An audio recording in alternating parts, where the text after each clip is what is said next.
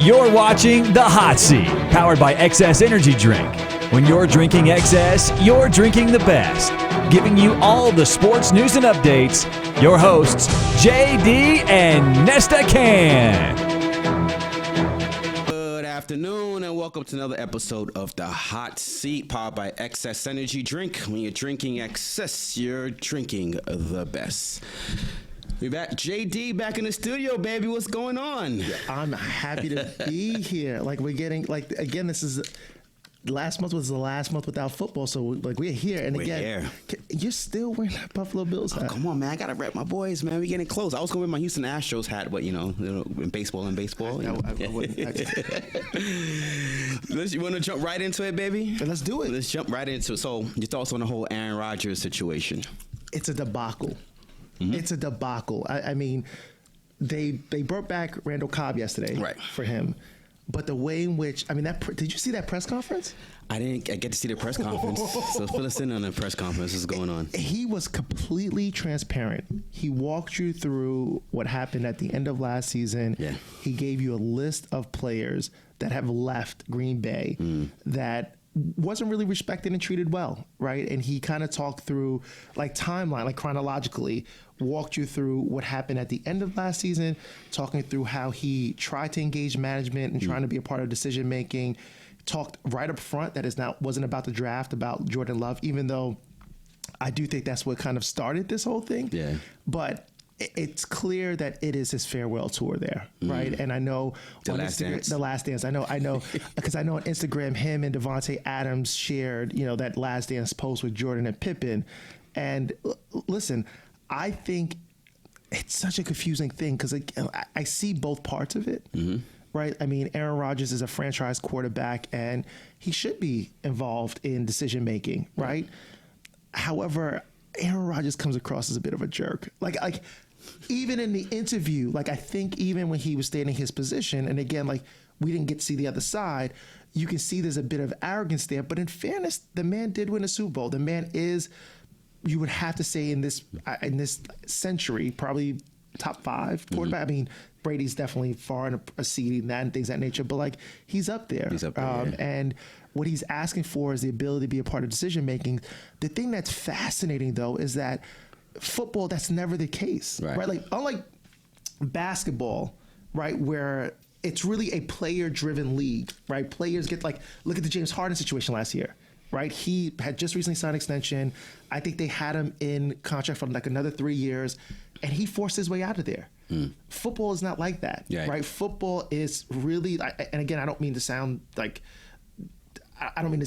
bad, but the management runs the show, right? Look at Dallas, for example. It's Jerry's world, right? So I think that's the part that makes it hard, is that people have to always remember in football, it's always been that, right? Where it's top down, and it's rare that you're in a situation, even in New England with Tom Brady, with Tom Brady, great player, but he didn't make decisions there, right? He wouldn't be able to to dictate and determine what direction they were going in, and he's by all time one of the GOATs in the game. Do you think if Aaron Rodgers had retired, it would have affected Adams' numbers? Oh, absolutely. Yeah. Oh, absolutely. Listen, I think Davante Adams is also in an interesting spot, right? Because one of the things they said was they were talking about a salary extension for him, and talks went left. And they're now saying with the way they reworked Rodgers' contract, he may look now to talk to extension. And it'd be interesting to me, because if I'm him, I'd be even more inclined now not to sign the extension. Fantasy real quick. Is he still the top wide receiver off the board if Aaron Rodgers is not there? No, absolutely not. No? No. If Aaron Rodgers is not there, I think Davante Adams is top 5, 10, but he slides significantly, right? But I think this year, I think we know Aaron Rodgers is going to be there. I think Aaron Rodgers in his arrogance, good or bad or indifferent, I think he's going to look to have a fantastic year. And I think they're going to placate to him more than they've ever done. The Randall Cobb signing is an indicative of that, right? So I think if I'm picking, Davante Adams is now definitely my number one fantasy wide receiver off the board. Let's get into the juicy part now. Let's talk about training camp battles. What are some training camp battles that has caught your attention right now? I love the San Francisco battle for quarterback. No, yeah. I think Trey Lance, listen, I think from a fantasy perspective, if Trey Lance is the starter for the 49ers, he can start in most fantasy leagues. When you think about his ability to run and throw, from a fantasy perspective, Yeah. it's fantastic. I mean, If he's the starter, what kind of round do you pick him? A late flyer, second quarterback? he'd be like a second quarterback for Second me. quarterback for you. He'd be like a second quarterback for me. But I mean, but at the end of the season, I wouldn't be shocked if he was top 10. Right? Just because he just has that kind of upside. And don't forget, I mean, San Francisco's always been a very run heavy team, right? From an offense perspective, which will placate to his playmaking ability. And I think he has just the upside to put up some crazy numbers. Anything else? Anybody else? What do you think about the is Cam Newton and Mac Jones? Is that a battle that's going on too? It's a battle that's going on. And can Cam Newton hold this young man off the field? Holding the clipboard for the whole year. I feel it's so crazy, man. Like, I feel bad for. So Cam Newton's one of those polarizing players. Yeah. Either you love him or you hate him. I feel bad for him. Like last year, he had COVID. The offensive line wasn't that great. I mean, A lot of people opted out. Yeah. If you look at exactly. If you look at the Patriots, they actually had the most opt-outs than anyone. Yeah. Right. The receiving core was. You and I could have been on the receiving core, which says a lot. But it's going to be hard, man. Because the thing is, like, if Cam doesn't start, if you give Jones that job, it's his for the rest of the way. Yeah. Right. So if, for example, it's not as if like if Jones struggles, like they give him the start, but he struggles the first 3 weeks, you can't pull him. Can't pull him, right? Right. So what I think will probably happen is again, I also think the New England offense, they've always said it's hard to figure out. It takes like 2 years to figure it out. Except if you're Randy Moss, obviously. I think they will go with Cam, but I think Cam's going to be on an extremely short leash. Yeah, I said the same thing too. Extremely short leash. Extremely short. As soon as he starts to mess up, they're going to start calling for Mac Jones. Yeah. I think Cam's on an extremely short leash. So I think they'll start with Cam. Yeah. I don't think Cam is somebody anyone's drafting, honestly. I think Cam is going to be, unless you're in a quarterback league, I don't think Cam's somebody you're drafting in fantasy. Yeah, and Mac Jones, the way they use a high draft pick on him as well. What was it, like 13 or something like that? Yeah, I think it was 15, like 15, right? He fell like 15, 16th or something like that. They fell. And it's interesting because they were willing to trade up for him. Yeah, and he didn't have to. So that was...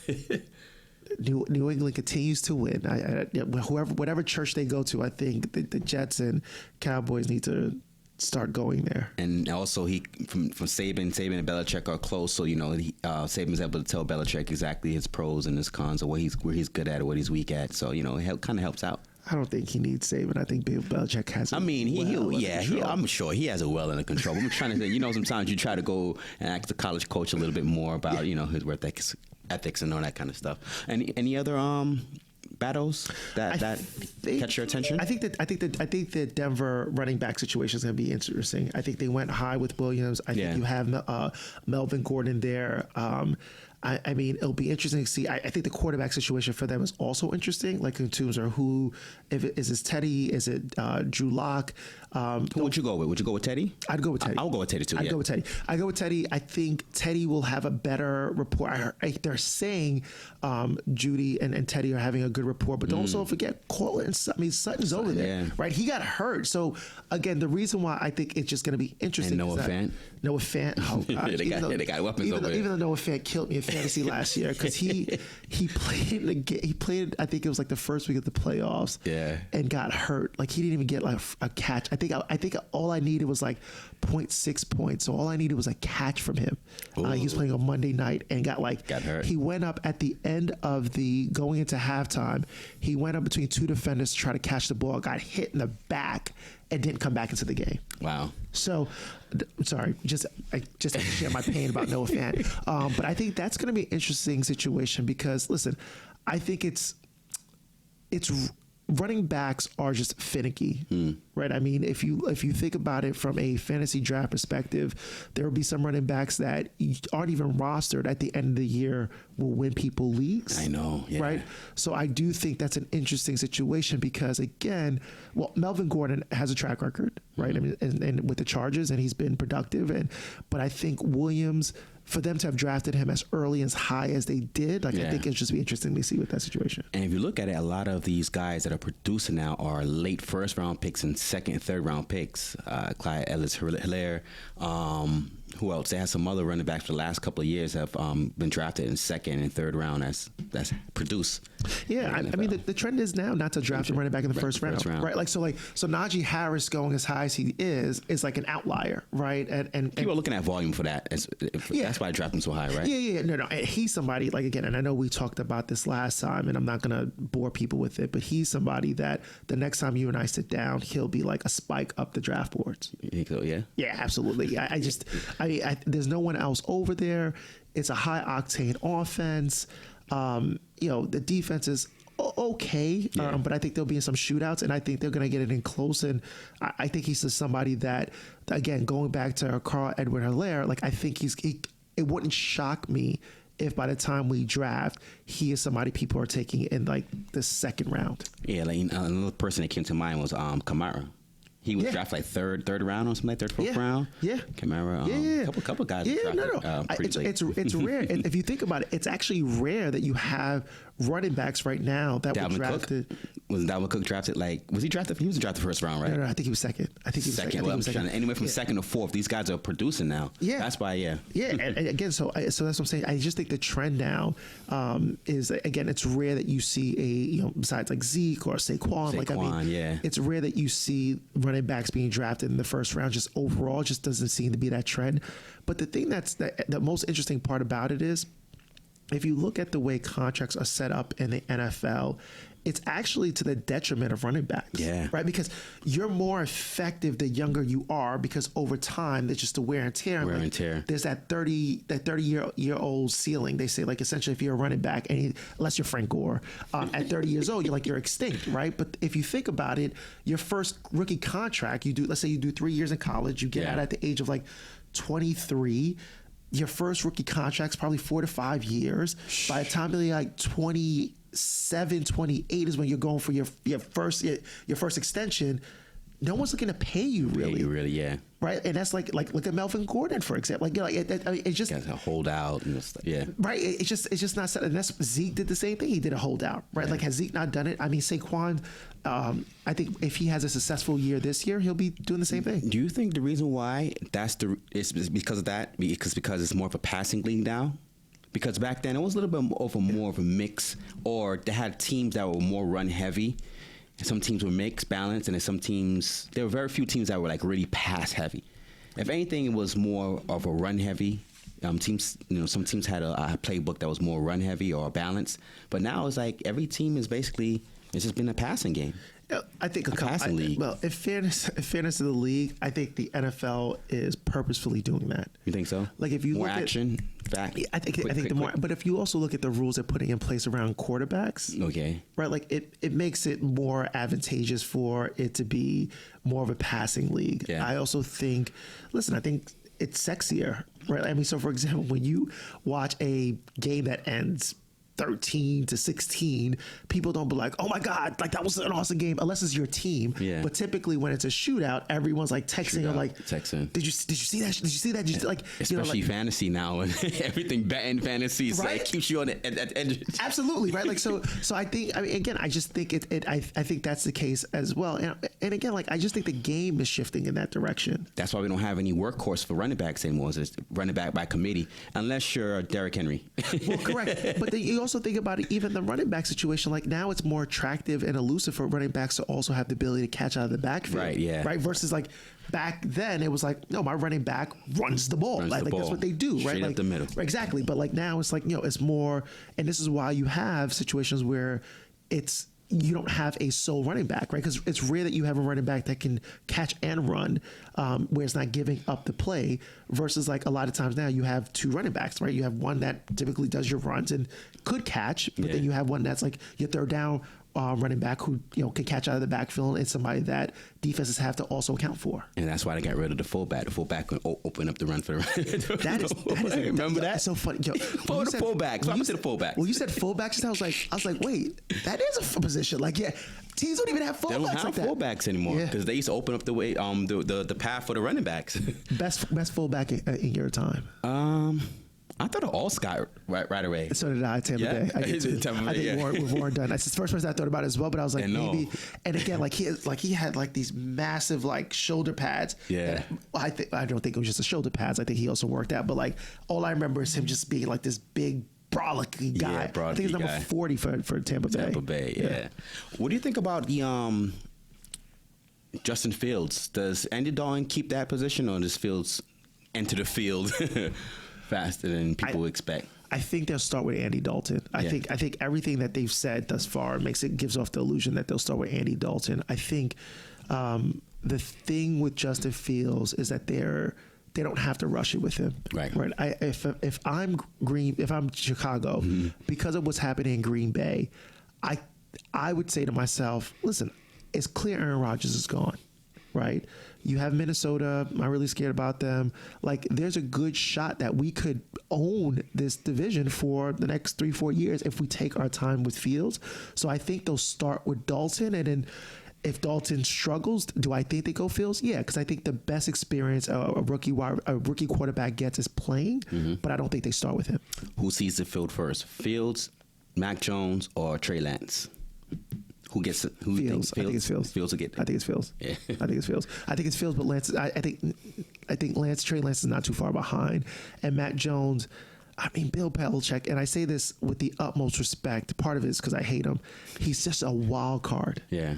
Like, he's just a wild card, right? So, like, Matt Jones might not play for 3 years, right? Like, I mean, that won't be the case. But I'm just simply saying. But I definitely think it's probably Justin Fields. Justin Fields. What's your mindset now that we're getting closer towards the season as far as fantasy? Like, what are you looking at? You're looking at the battles right now, of course. What else are you looking at to try to get your board? Do you have a board? Oh, absolutely. I absolutely have a board. I mean, what am I looking at? Hard Knocks. Hard Knocks. Because America's team's on Hard Knocks. Oh, my God. What? I mean, you should. No, I'm joking. I'm joking, not joking. But no, I think what I'm looking at is what's going on in camp. Right? Like, who's clicking? Who do you see there being a rapport with? Like, what are some of the things that people are saying? But listen, let's also remember, right? Training camp is a lot of hoopla as well, right? So it's like having to figure out where things are true and where they're not. So, for example, I know Odell's somebody we talked about, but like Odell not starting on the PUP list. Right. So if you're somebody who believes in Odell Beckham and you think that because of where he's going, I think he's going like in the 5th or 6th round. Yeah. He's somebody that's a steal. The fact that he's not starting on the PUP list is huge. Right. So like, I think it's looking at who's taking first team reps. Yeah. What does that look like? So, for example, when you look at New Orleans, listen, I think even though Michael Thomas is hurt, I think Michael Thomas's value is associated and tied with who starts at quarterback. Yeah, I was over going there. to chat. Yeah, because I forgot no Drew Brees now. No, trust me, Mike Thomas knows there's no Drew Brees there. No, so for me, that's some of the things that I think it's super important. The other part is for new coaches, right? Seeing what philosophy in which they're looking to put in play in regards to their new team, right? Just because as an assistant coach, a lot of these coaches. And some new coaches served as assistant coaches. As assistant coach, a lot of times you're really executing on behalf of the head coach. So it's not really your game plan. So it's interesting to see, like, what is it that you're looking to implement once it's actually your team? What does that look like? Right. So I think those are fascinating situations. And then obviously, like, health. Right. I mean, I know you and I had the conversation about Saquon Barkley. Like, does he even take a rep? Right. Like, I'm serious. If he doesn't take a rep, right, for me, I can't take somebody in my top 4, top 5 when teams coming out saying we're not, we're going to take our time, and then you don't even see the field. So once he doesn't take a rep, but however you see him play in preseason. Oh, then that's different. Yeah, it's totally different. I mean, but it's totally different. If he's able to play, listen, there's no way he won't be able to take a rep and then play in preseason, right? I mean, that's true. Right. So again, and listen, for me, it's so important just to see people who are unhealthy just touch the ball. Right? And real play. And I'm not talking like on the sideline doing drills, but I'm saying like whether it is you taking some reps or whether it's like preseason, but like just the fact that like you're on the field with the team, because again, don't forget like it's a lot of new pieces coming in, whether it's somebody on the offensive line, a wide receiver, a new coach, like, so it's interesting to see what the reps look like. And for example, again, I'm going to pick on the Giants, like, this is a big year for Daniel Jones. They brought in a whole new receiving core. right? You have Galloway, they drafted Tony, they got Ross over there. Like, it's a lot on the line. So Saquon not getting reps is concerning, right? So you want to see him in pads. You don't want to see him in shorts, stretching on the sidelines, working with the second and third team. You want to see him with the first team. I mean, personally, I'm a Cowboy fan. I don't want to see Saquon at all, period. But no, I definitely want to see him in shorts. I mean, I definitely want to see him in pads and things of that nature. So that's what I'm saying. I think in preseason, what I would say to everybody is, remember, every team is it's like after the draft feeling. Right, everyone is hyped up like, oh my gosh, this person's coming in the best shape of their career. Oh my God, this person's gonna have a fantastic year. Like, this is the part of the year where all that hoopla happens. Right. Tune some of that noise out and really focus in on like what's happening on the field. Right, like who's getting reps, who's playing with the first team, how are they looking? Are they looking good in the first team reps? And like, what are they saying as it regards to that? Right, like, is what I would say. Hey, talk about reps. You're a Cowboys fan. I want to see Dak Prescott take some reps. Is he still doing his little? How is he looking? Is he testing out that? God's got jokes. Man. I don't even know why he does that pre-work. He still does it, by the way. I think. Listen, Dak is. He has an injury right now. He was playing, but now he's he has some I think a shoulder soreness, so he's going to sit out a few. But he was looking good. I mean. And again, I'm saying this biasly but Gallup was also looking good, and so was CeeDee Lamb, right? I mean, but Cooper wasn't playing, and this is what I'm saying to you: injuries, right? So, for example, when you look at draft boards right now, Cooper and CeeDee Lamb, I think they're like 1 or 2 picks, but they're in the same range of each other. If Cooper starts off the year not having played any preseason game, why would you take him over Lamb in a draft? Right. Yeah. I would take Lamb. Even if it means Cooper only sat out 1 week, like I would just take Lamb, just knowing that at least I know week 1 he's there and playing. So that's just some of the things that I would look at. And again, look at me making a plug for Hard Knock Life. Hard Knock Life. Hard Knocks. This is why you need to watch it, because this will all unfold there. Real quick, we're gonna go through a couple of. I'm put you on a hot seat. Just give me first thing that comes to mind. All right. By the way, I want to let everybody know he does not share any of these hot seat questions. So when people are in the hot seat and they take a pause, it's truly because. And the thing is, like, he's so great at like preparing for this show, and he'll share everything with you, but what's on the hot seat. So I just want to let everybody know we're not acting here. We really are the hot seat. Thank you. You'd be a great co-host. Stafford or Goff?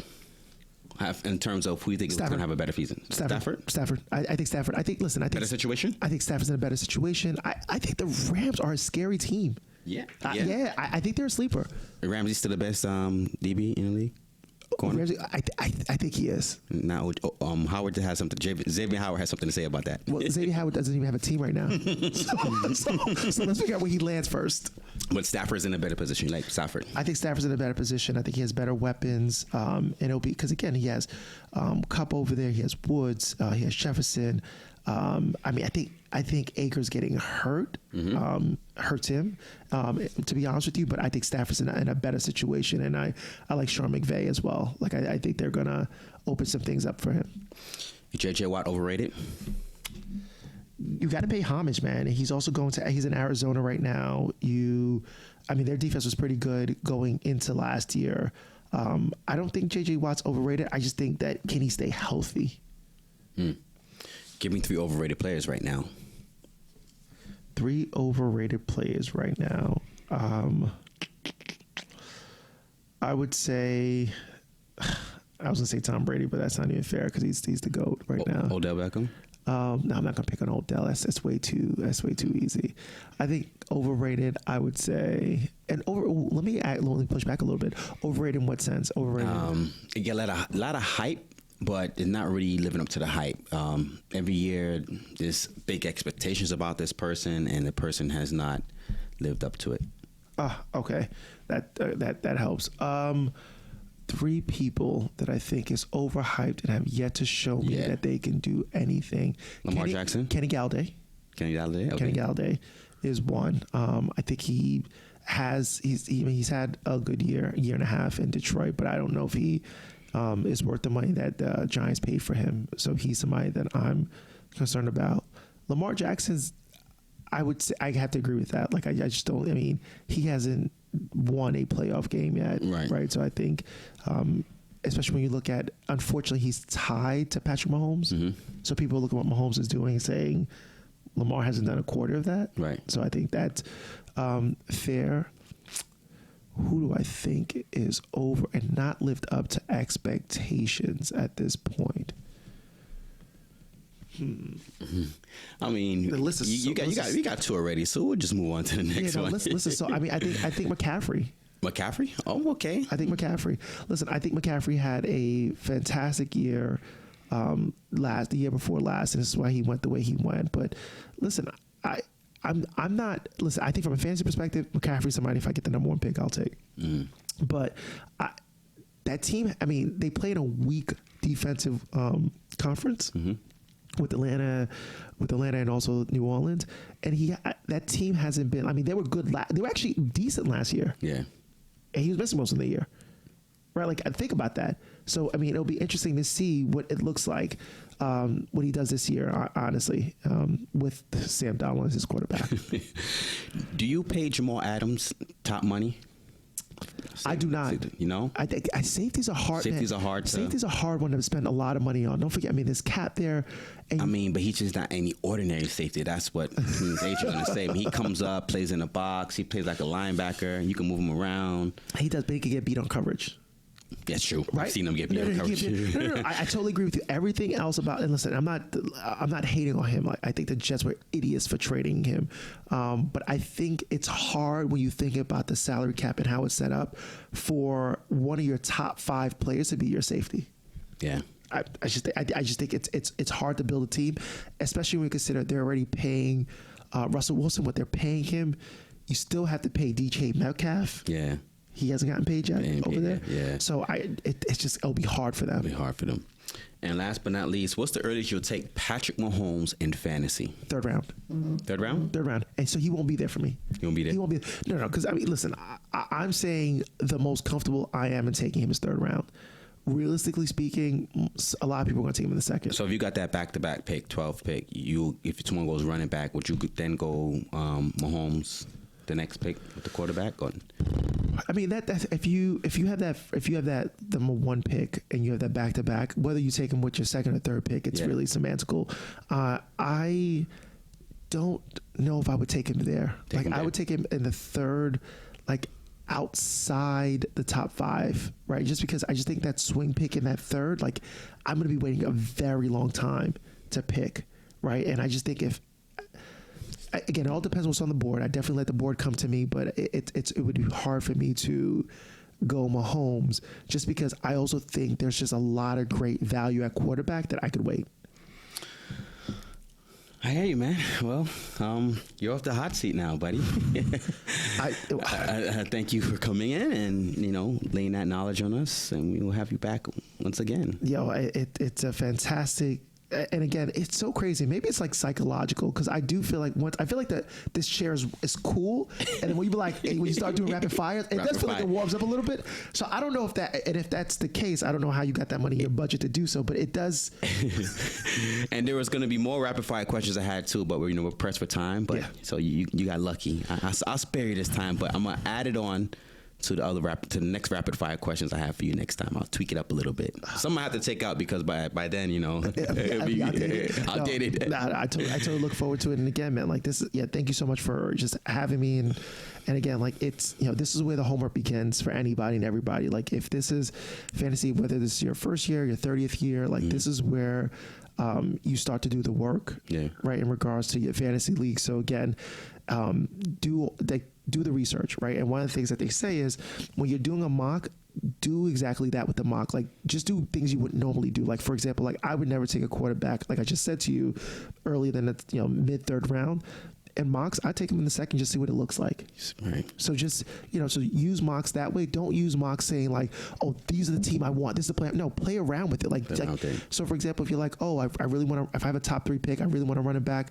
Take wide receiver, see what it looks like, see what comes back to you at that second round, just so in your draft, if something like that to happen, you're ready for it. Right. Like, so that's one of the things I would just say to people between now and the next time I'm on here, is just like continue to mock away, and just take chances and risks when mocking. You heard it from your boy JD. Thank you, baby, for coming on. Thank you. It's a pleasure. And hopefully next time I come, I'll bring you a different hat to wear. Okay. All right. This wraps up another episode of The Hot Seat. Yours truly, Nessa Ken and JD, and we out of here. All right.